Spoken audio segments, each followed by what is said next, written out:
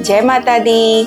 आप सभी को नवरात्रि के दूसरे दिन की बहुत बहुत शुभकामनाएं। आज हम लोग माता रानी के द्वितीय स्वरूप यानी कि माँ ब्रह्मचारिणी के बारे में जानेंगे।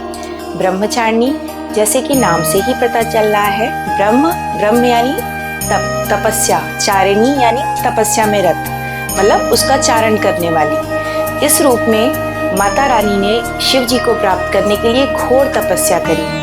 जब माता रानी शैलपुत्री के रूप में अवतरित हुई तो नारद जी से पूछा गया कि इनके योग्य वर कौन सा है। तो नारद जी ने बताया कि इनके वर तो एकमात्र शिव ही होंगे।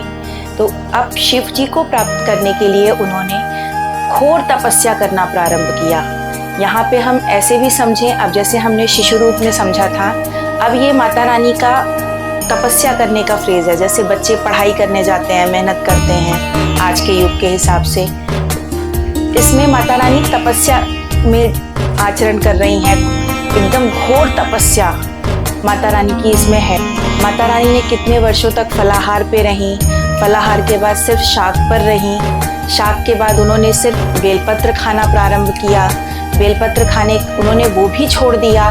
तब उन्होंने उनका नाम अपर्णा, क्योंकि उन्होंने इतनी घोर तपस्या करी कि उन्होंने कुछ भी खाना छोड़ दिया। माँ का एक रूप इसी में अपर्णा भी कहलाता है।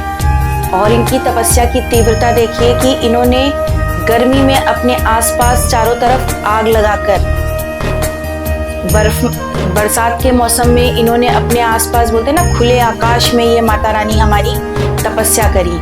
ठंड में इन्होंने बर्फ में जाकर अपनी तपस्या को प्रारंभ रखा। इतनी कठोर तपस्या माता रानी ने शिव जी की प्राप्ति के लिए की।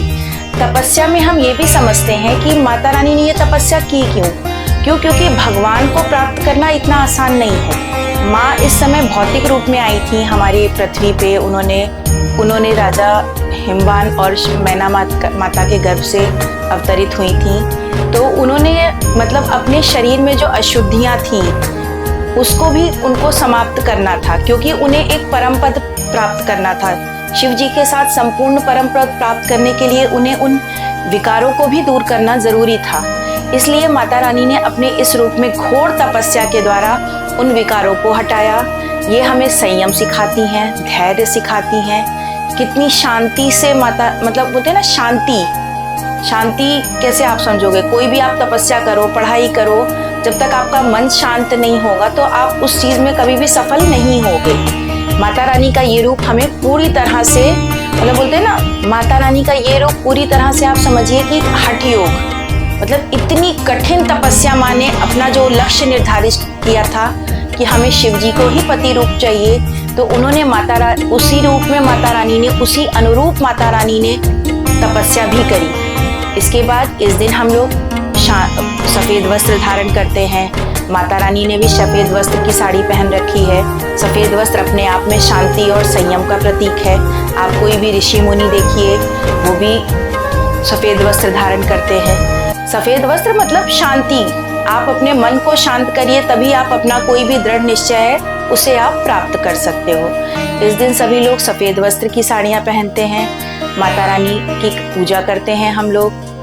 नवरात्रि के दूसरे दिन हम लोग सफेद वस्त्र माता रानी को समर्पित करते हैं। सफेद रंग के पुष्पों से उनकी पूजा होती है। सफेद भोग, दूध की या शक्कर, हम लोग उन्हें भोग में मिष्ठान माँ को लगाते हैं। इस दिन माता रानी का हम लोग बोलते हैं ना, शांति से, जितने संयम से माँ ने हमें जो शिक्षा दी, उसी हिसाब से हमें उनकी पूजा भी करनी चाहिए। शांत चित्त, शांत मन से माता रानी का हमें पूजन करना चाहिए।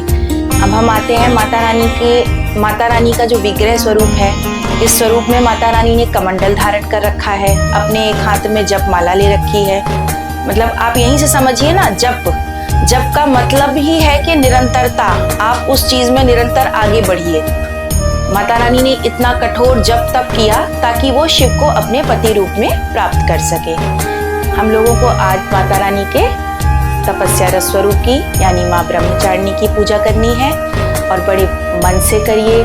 माता रानी को मनाइए, क्योंकि वो ही है जो हमें और आपको सब कुछ प्रदान करने में सामर्थ्य उन्हीं के अंदर है। माता रानी का ध्यान करिए। आप सभी को नवरात्रि के दूसरे दिन की बहुत बहुत शुभकामनाएं। जय माता दी।